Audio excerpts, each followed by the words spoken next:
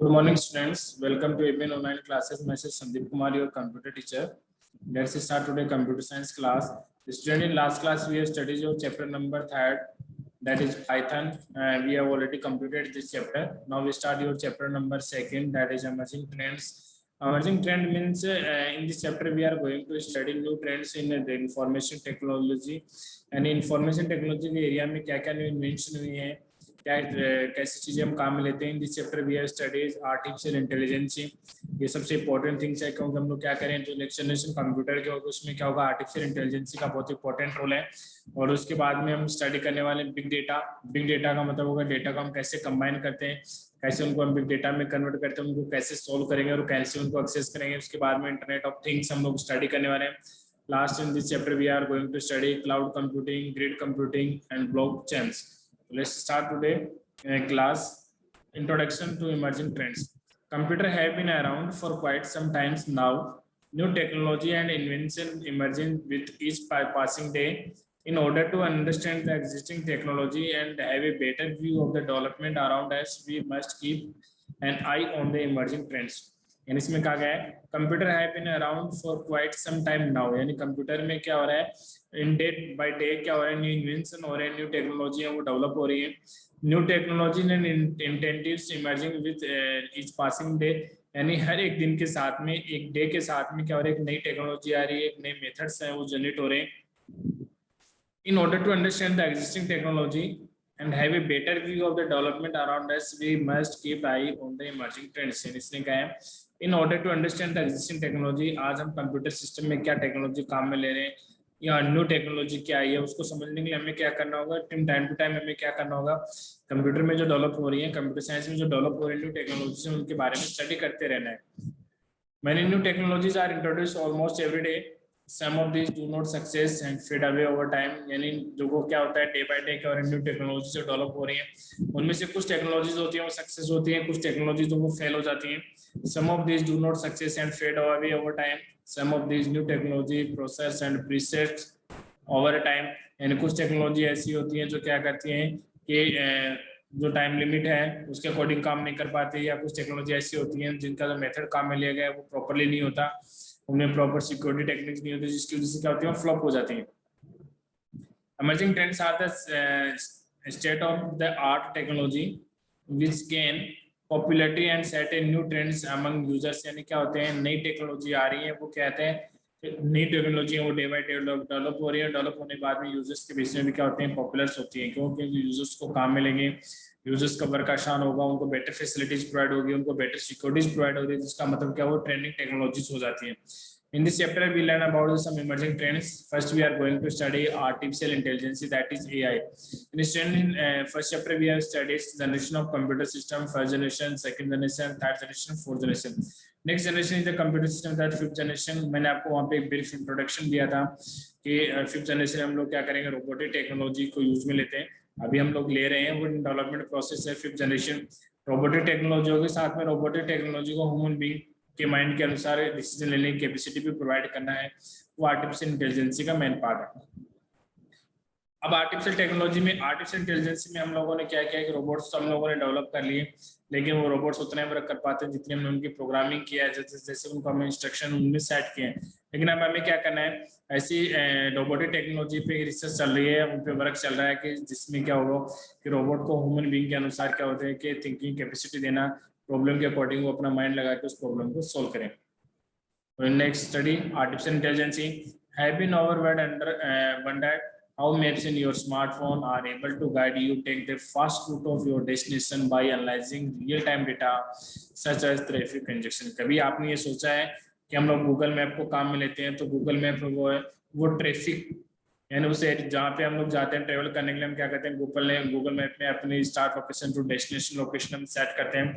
तो Google map क्या करेगा, आपकी स्टार्ट से डेस्टिनेशन लोकेशन के बीच के ट्रैफिक को कैसे वो कैप्चर करता है, कैसे आपको फास्ट रूट है वो अवेलेबल करवाता है.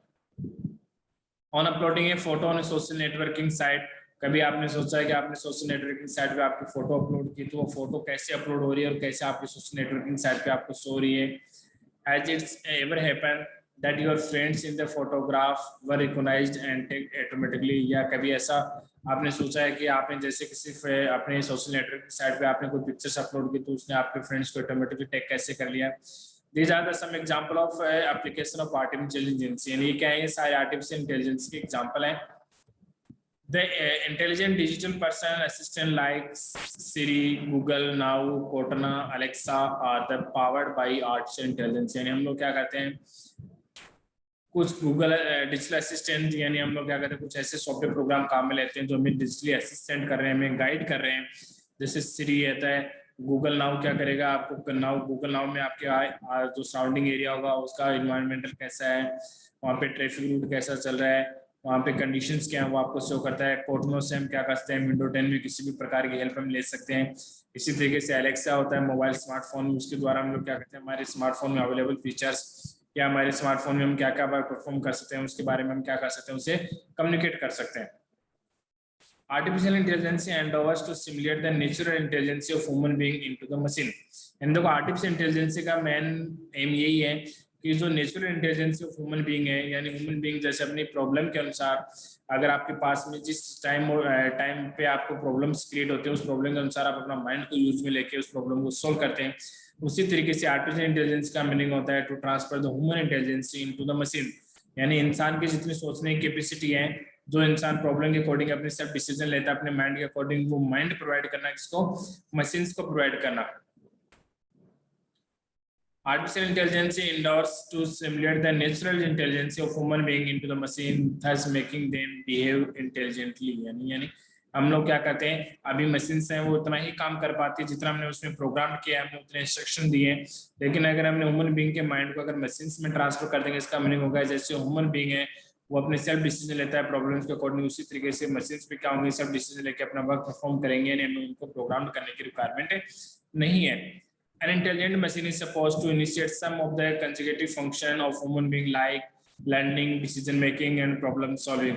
यानी जैसे ही हम मशीन्स को ह्यूमन बीइंग की तरह माइंड प्रोवाइड कर देंगे, तो जैसे ह्यूमन बीइंग होता है लर्निंग सीखना, जैसे हम लोग जाते हैं बुक स्टडी करते हैं, क्लासेस ज्वाइन कर रहे हैं या हम किसी न्यू पर्सन से मीटिंग करते हैं, तो वहाँ पे हम लोग क्या होता है, हर बार कुछ सीखने को मिलता है। उसी तरीके से क्या करेंगे, मशीन्स भी होंगी, वो टाइम के अकॉर्डिंग और प्रॉब्लम्स के अकॉर्डिंग अपने आप में डेवलपमेंट करती हैं, डिसीजन मेकिंग करेंगी एंड प्रॉब्लम सॉल्विंग मेथड है वो अपने आप डेवलप कर लेंगी। यानी प्रॉब्लम सॉल्व कैसे करना है, किस टाइप की प्रॉब्लम को किस तरीके से सॉल्व करना है, उसके लिए अप्रोप्रिएट या बेटर डिसीजन क्या होगा मशीन ऑटोमेटिकली डिसाइड करेंगे।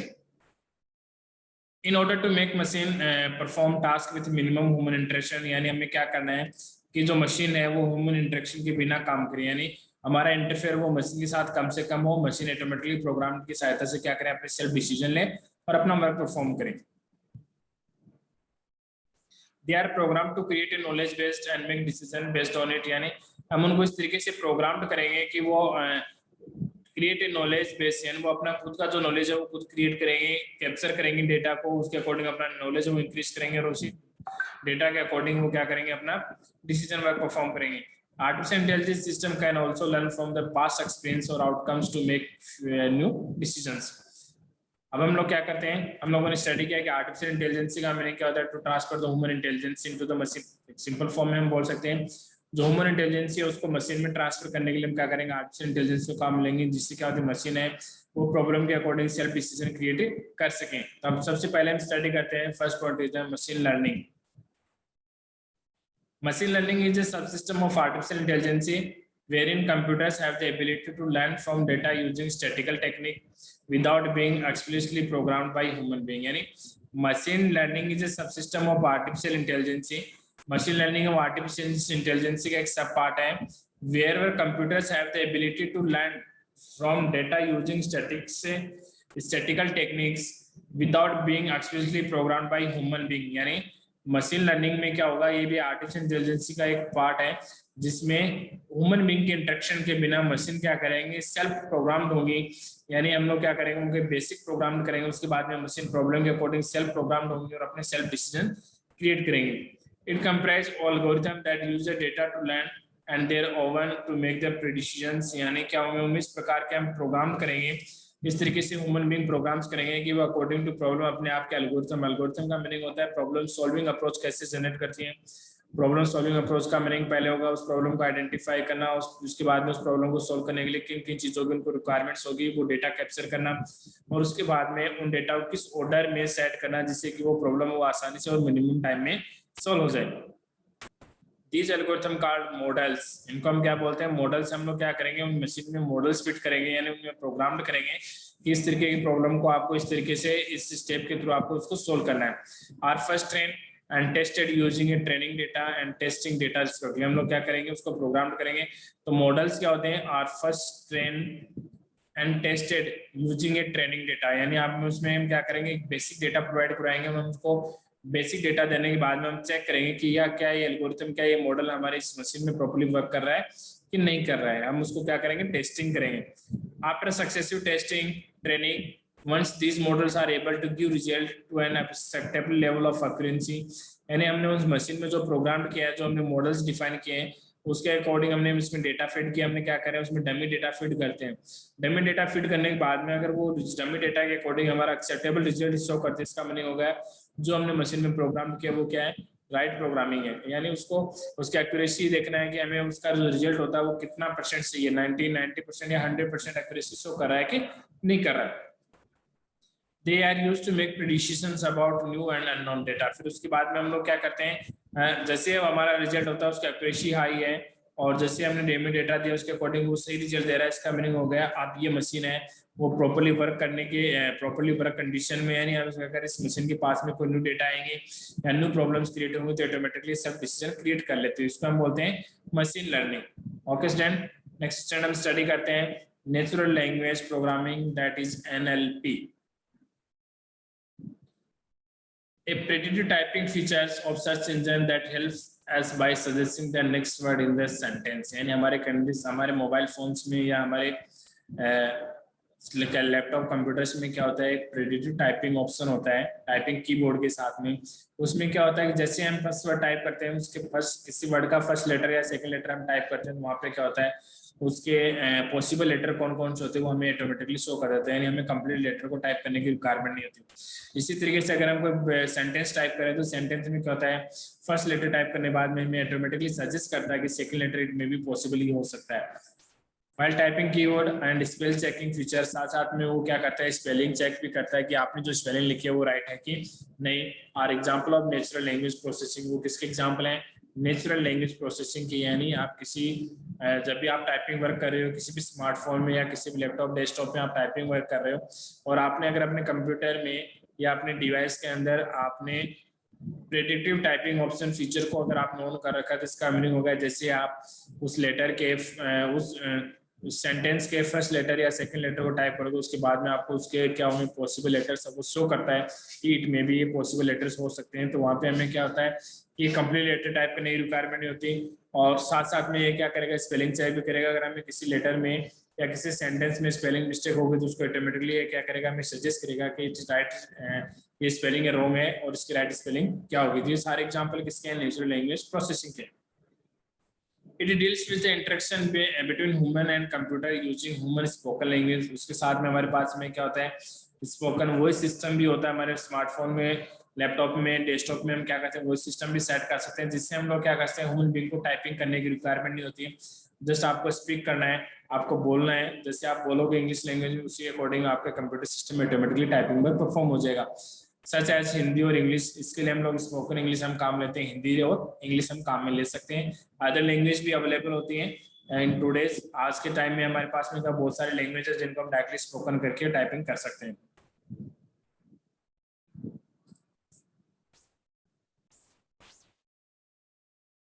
ओके स्टूडेंट, तो हम लोग स्टडी कर रहे थे कि नेचुरल लैंग्वेज प्रोसेसिंग NLP में क्या होता है। हम लोग क्या करते हैं, प्रेडिक्टिव टेक्स्ट ऑप्शन को ओपन करके नेक्स्ट सजेशन में टेक्स्ट दे सकते हैं। उसी तरीके से हम लोग क्या करते हैं, वॉइस कमांड के थ्रू हम लोग क्या करते हैं, अपने सिस्टम में टाइपिंग वर्क को या डेटा इनपुट वर्किंग हम परफॉर्म कर सकते हैं। In fact it is possible to search the web or operate or control over devices using our voice. यानी आप क्या कर सकते हो, किसी भी वेबसाइट पे अगर आपको डेटा सर्च करना है तो वॉइस कमांड के थ्रू डेटा सर्च कर सकते हो या अपने डिवाइस को वॉइस कमांड के थ्रू आप क्या कर सकते हो, कंट्रोल कर सकते हो। All this has been possible by NLP। ये किसके थ्रू पॉसिबल हुआ है, नेचुरल लैंग्वेज प्रोसेसिंग के थ्रू पॉसिबल हुआ है। NLP system can perform text to speech and speech to text. यानी एनएलपी सिस्टम में 2 टाइप्स ऑफ मेथड होता है। पहला होता है टेक्स्ट टू स्पीच, यानी आप क्या करोगे कि जो टेक्स्ट टाइप करोगे वो आपको क्या होंगे, ऑडियो मेथड में आपको शो होंगे। दूसरा होता है speech to text, second method में आप क्या करोगे, हमें क्या करना है, ऑडियो मेथड में हमारे के डेटा को क्या करना है, स्पीक करना है, या आपकी इन्फॉर्मेशन को आपको language, spoken language, Hindi, English या अदर लैंग्वेज के यूज में लेके आपको स्पोकन करेंगे, तो उसको वो क्या करेगा, कैप्चर करके उसको टेक्स्ट में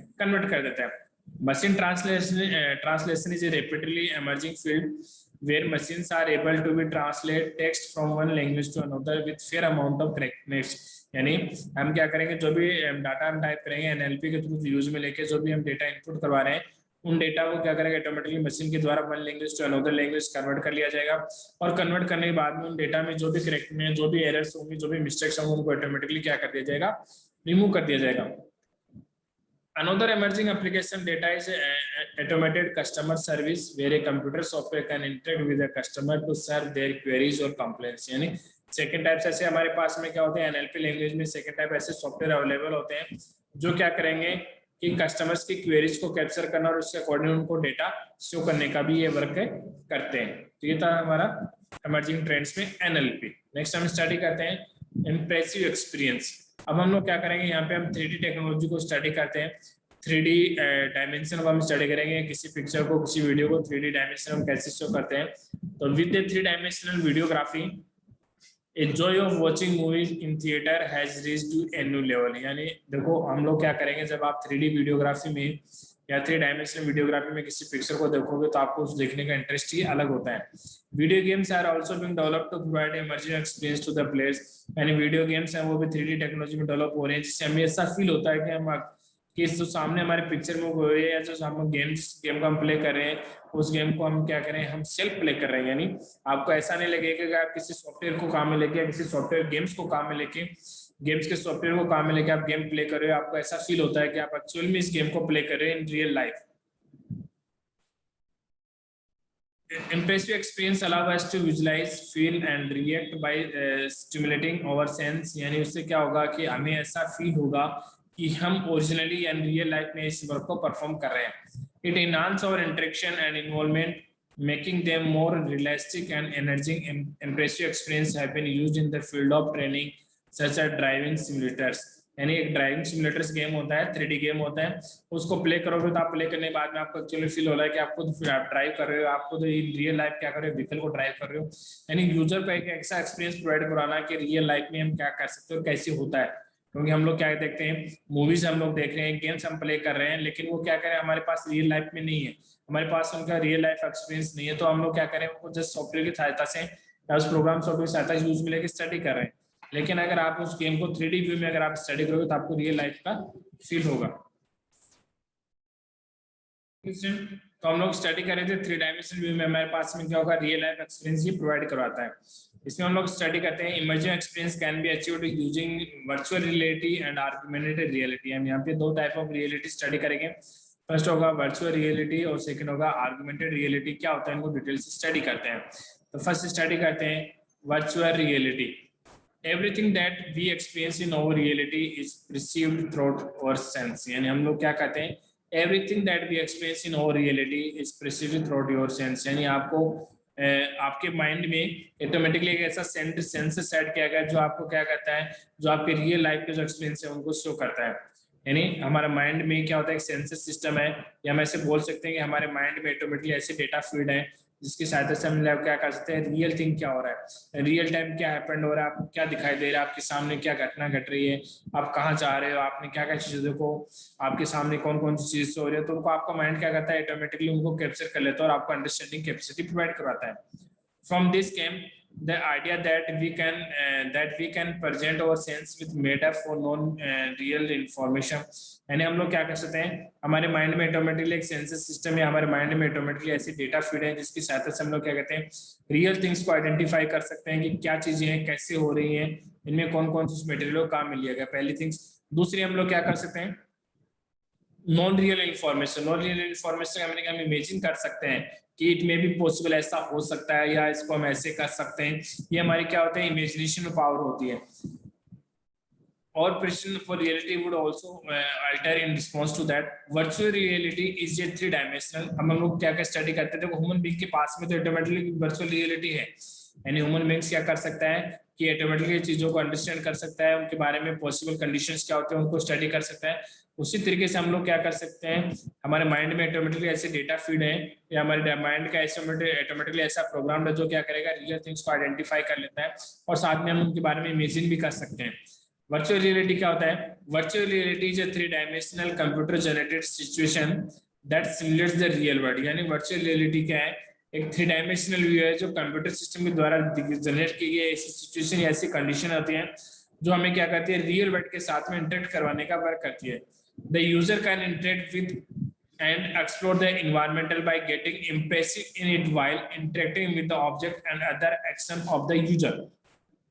क्या होता है, जैसे आप गेम प्ले कर रहे हो, रेसिंग गेम आप प्ले कर रहे हो, उसमें आपने क्या किया, पहले आपके पास में 3D व्यू नहीं था उसका, तो विदाउट 3D व्यू क्या कर रहे हो आप, जैसे अपने कीबोर्ड माउस या इनपुट डिवाइसेस को या जोयस्टिक को प्ले यूज में लेके आप उस गेम को प्ले करें। लेकिन अगर आपके पास में 3D व्यू है, 3D डिवाइसेस आपके अवेलेबल हैं, तो जैसे आप उस गेम को प्ले करते हो तो आपका ऐसा फील होने लग जाता है कि ये गेम में जो एक्चुअल रेसिंग हो रही है वो आपके द्वारा परफॉर्म की जा रही है रियल लाइफ। ये होता है virtual reality. And virtual reality का मीनिंग क्या होता है, जो हमारे पास में सॉफ्टवेयर प्रोग्राम होते हैं उस प्रोग्राम में हमें ऐसा फील करवाना है कि हम एक्चुअल में यूजर है उसको प्ले कर रहा है, यूजर उसमें पार्टिसिपेट कर रहा है। At present it is achieved by the help of VR headset। इसके लिए हमारे पास में वर्चुअल हेडसेट होते हैं। जैसे इमेजिन आपको शो रखा है, इस पर्सन ने अपनी आईज पे एक VR हेडसेट को अप्लाई कर रखा है, जिससे क्या होता है, इसके सामने जो भी चीजें घटना घटित हो रही है या जो भी सॉफ्टवेयर प्रोग्राम इसके सामने रन हो रहे हैं तो उसको फील होगा एक्चुअल में ये उनके साथ में इंटरेक्ट है। अगर आप मूवी देख रहे हो, मूवी में आपको मूवी में जो भी एक्शंस होते हैं, जो भी सॉन्ग्स प्ले होते हैं, अगर आप उनको VR हेडसेट के थ्रू देखोगे तो आपको ऐसा लगेगा कि इस मूवी में कोई कैरेक्टर काम में नहीं करके आप खुद काम कर रहे हो, यानी आप खुद इस मूवी के अंदर हो और ये सारी चीजें हैं वो आपके द्वारा ही परफॉर्म की जा रही हैं। In order to make the experience of VR more realistic, it promote other sensory information like sound। इसके साथ में क्या होता है, जो VR हेडसेट में हमारे पास में अदर इंफॉर्मेशन, यानी जैसे हमें पिक्चर तो जो शो हो रही है वो 3D व्यू में हो रही है, लेकिन हमें उसकी साउंड्स प्ले करनी है, स्मेल मोशन भी होता है, यानी आप इसमें स्मेल भी कर सकते हो कि आपके सराउंडिंग एनवायरनमेंट का स्मेल है, मोशन क्रिएट कर सकते हो, टेम्परेचर आप दे सकते हो, एक्सेट्रा हमारे पास में क्या होते हैं, एक्स्ट्रा फीचर्स होते हैं वो VR हेडसेट में हमारे पास अवेलेबल होते हैं। It is a completely new field, had and found its application in gaming। यानी इसको हम मोस्टली काम लेते हैं गेमिंग एप्लीकेशन में, मिलिट्री ट्रेनिंग में क्या होता है, जो आर्मी में जो पर्सन जो जवान्स होते हैं, सोल्जर्स होते हैं, उनको ट्रेनिंग प्रोवाइड करना है कि एक्चुअल वॉर में क्या होता है, कैसे होता है, उनको उनके सामने मूवीज प्ले की जाती है और मूवी के अकॉर्डिंग उनको 3D VR हेडसेट है वो उनकी आईज पे लगा दिया जाता है, जिससे उनको लगता है कि हम लोग इस मूवीज में जो हमारे सामने जो मूवी प्ले हो रही है उसमें एक्चुअली हम लोग पार्टिसिपेट करें, ये जो फाइट हो रही है या जो हमें ट्रेनिंग दी जा रही है हम एक्चुअली इसको परफॉर्म करें, जिससे क्या होता है यूजर को कम कॉस्ट में क्या होता है बेटर ट्रेनिंग प्रोवाइड हो जाती है। Medical procedures, entertainment, social science and psychology, engineering and other areas where the simulation is needed for the better understanding and learning। यानी ऐसी जगह इनको काम ले जाता है जहाँ पे आपको उन चीजों का एग्जैक्ट नॉलेज होना रिक्वायरमेंट है, आपकी ट्रेनिंग वो बेटर हो, तो इसके लिए हम लोग क्या करते हैं VR हेडसेट को काम लेते हैं। जैसे मेडिकल प्रोसीजर होते हैं, मेडिकल में क्रिटिकल ऑपरेशंस होते हैं, तो उन क्रिटिकल ऑपरेशन को प्रैक्टिकली परफॉर्म कैसे करना है, हम उसको हर बार उसको प्रैक्टिकली परफॉर्म नहीं कर सकते। जैसे न्यू डॉक्टर्स होते हैं, उनकी ट्रेनिंग चल रही है तो उनके सामने हर बार इन चीज़ों को परफॉर्म नहीं किया जा सकता, तो उसको हम क्या करते हैं, एक बार रिकॉर्ड कर ले जाते हैं और रिकॉर्ड करने के बाद में उनको VR हेडसेट के थ्रू दिखाया जाता है, तो उनको एक्चुअल में ऐसा फील होता है कि वो खुद प्रैक्टिकली उस वर्क को परफॉर्म करें, यानी उनकी बॉडी है उस मूवी के अकॉर्डिंग ऑटोमेटिकली वर्क करना स्टार्ट कर देती है, ऑटोमेटिकली रिएक्शन करना स्टार्ट कर देती है। तो ये होते हैं इमर्जिंग ट्रेंड, यानी हम लोगों ने स्टडी किया VR हेडसेट जिसमें हम वर्चुअल रियलिटी को स्टडी करें। वर्चुअल रियलिटी का मीनिंग क्या होगा, हमारे सामने एक पिक्चर मोशन है, उस पिक्चर मोशन में हम लोग क्या करते हैं VR हेडसेट को यूज में लेके खुद वर्क परफॉर्म करते हैं। नेक्स्ट है augmented reality. The supreme position of computer generated a perceptible information over the existing physical surrounding is called as augmented reality। It's add components of the digital world to the physical world। यानी digital world के जितने भी component है, component का मतलब हमारे सामने movie play हो रही है, हमारे सामने ऑडियो प्ले हो रहा है, हमारे सामने गेम्स प्ले हो रहे हैं, हमारे सामने डेटा फीडिंग हो रहा है, तो वो सारे क्या है, एक डिजिटल वर्ड है, डिजिटल वर्ड की इंफॉर्मेशन है, उसको हम किस में ट्रांसफर करना, फिजिकल वर्ड में यानी ह्यूमन बीइंग में ट्रांसफर करना, along with the associated technical and other sensory requirements, thereby making the environment interactive and digitally manipulated। यानी आपके सामने जो डेटा प्ले हो रहे हैं उन डेटा में ह्यूमन बीइंग का इंटरेक्शन प्रोवाइड कराना। ऐसा तो नहीं होगा कि कंप्यूटर को सारे के सारे डेटा आपके अंदर बॉडी के अंदर ट्रांसफर कर देगा, आप काम करना स्टार्ट कर दें, ऐसा पॉसिबल नहीं है। तो हम लोग क्या करेंगे, 3D व्यूज के सहायता से, वर्चुअल हेडसेट के सहायता से हम व्यूज में लेके जो हमारे सामने डिजिटल इन्फॉर्मेशन प्ले हो रही है, डिजिटल इन्फॉर्मेशन ह्यूमन बीइंग का इंटरेक्शन करवा दिया जाता है। User can access information about the nearest place with a reference to their current location। जैसे हमारे पास गूगल मैप होता है, तो गूगल मैप में हम अपनी करंट लोकेशन सेट करेंगे, करंट लोकेशन के बाद में आपके सराउंडिंग एरिया में कौन कौन से प्लेस हैं, कितने मेडिकल स्टोर अवेलेबल हैं, कितने डिपार्टमेंट स्टोर अवेलेबल हैं, उसके बाद में आपके पास में शॉपिंग कॉम्प्लेक्स कहाँ पे है, थिएटर्स कहाँ पे हैं, बस स्टैंड कहाँ पे है, रेलवे स्टेशन आपसे कितनी दूर पे, वो सारी इन्फॉर्मेशन हम लोग क्या कर सकते हैं, एक गूगल मैप की सहायता से अपने सराउंडिंग एरिया की कंप्लीट इन्फॉर्मेशन को हम फाइंड आउट कर सकते हैं। They can get information about places and choose on the basis of users review। उसके बाद में आप क्या करते हैं, अपने रिक्वायरमेंट के अकॉर्डिंग आप प्लेस को फाइंड आउट कर सकते हो। उसके बाद में उन अवेलेबल प्लेसेस में आपको बहुत सारे प्लेसेस की चॉइस होगी। जैसे आप किसी रेस्टोरेंट को फाइंड आउट करें, आपको कहीं पे खाना खाना है, तो आपको रेस्टोरेंट की आप फाइंड आउट करें गूगल मैप में नियरेस्ट रेस्टोरेंट, उसके बाद में आपको अवेलेबल नियरेस्ट रेस्टोरेंट वो सारे शो होगा। उसके बाद में आपको यूजर्स व्यू, यानी वहाँ पे जो यूजर्स वो ट्रेवल करके गए हैं या जहाँ पे उन्होंने यूजर से विजिट किया, वो क्या कहते हैं, उसके अकॉर्डिंग कमेंट्स बात किया उन्होंने कि हाँ यहाँ पे ये चीजें बेटर है, यहाँ पे चीजें अच्छी नहीं है, यहाँ पे कोई फैसिलिटी अवेलेबल है, ये चीजें फैसिलिटी अवेलेबल नहीं, तो उसके अकॉर्डिंग यूजर्स व्यू के अकॉर्डिंग आप अपना बेटर प्लेस है वो चूज कर सकते हो कि हाँ आपके लिए बेटर प्लेस होगा। With the help of location based AR app, यानी आप क्या करोगे, लोकेशन बेस्ड AR ऐप, यानी आप क्या करोगे, जीपीएस को काम में लेके और अपना डिजायर्ड लोकेशन है, अपना डिजायर्ड प्लेसेस को चूज कर सकते हो। Traveling can access real-time information of historical places just by pointing their camera viewfinder to subject to duplicate in figure। देखो क्या होता है, जैसे आप कहीं ट्रेवल कर रहे हो और ट्रेवल करने के बाद में आप किसी हिस्टोरिकल प्लेस पे जाते हो और आपको उस हिस्टोरिकल प्लेस की कोई भी इंफॉर्मेशन फाइंड आउट नहीं है, आपके पास कुछ भी उसके डेटा नहीं है, क्या है, किसने बनाया था, क्या क्या इसमें क्या क्या घटनाएं हुई है, क्या क्या इसमें चेंजेस हुए टाइम के अकॉर्डिंग, वो सारी चीजों को अगर आपको इन्फॉर्मेशन लेनी तो आप क्या करोगे, अपने फोन में जस्ट गूगल ओपन करोगे और उसकी पिक्चर लोगे। पिक्चर लेने के बाद में उस हिस्टोरिकल इन्फॉर्मेशन के बारे में, उस हिस्टोरिकल प्लेस के बारे में जितनी भी इन्फॉर्मेशन है वो आपको ऑटोमेटिकली आपके स्मार्टफोन पे से हो जाएंगे, नहीं आपको वहाँ पे कोई भी गाइड की रिक्वायरमेंट नहीं होती है। That is augmented intelligence. यानी एग्रीमेंटेड इंटेलिजेंसी का मीनिंग होता है कि आप किसी पिक्चर डेटा को अपने डिजिटल इन्फॉर्मेशन ट्रांसफर करके उसके बारे में कंप्लीट इन्फॉर्मेशन को आप फाइंड आउट कर सकते हो। ओके स्टूडेंट, तो आज की क्लास में इतना ही। नेक्स्ट क्लास में हम लोग स्टडी करेंगे रोबोटिक टेक्नोलॉजी और रोबोट्स के बारे में हम डीपली स्टडी करेंगे। Okay student, thank you, have a nice day.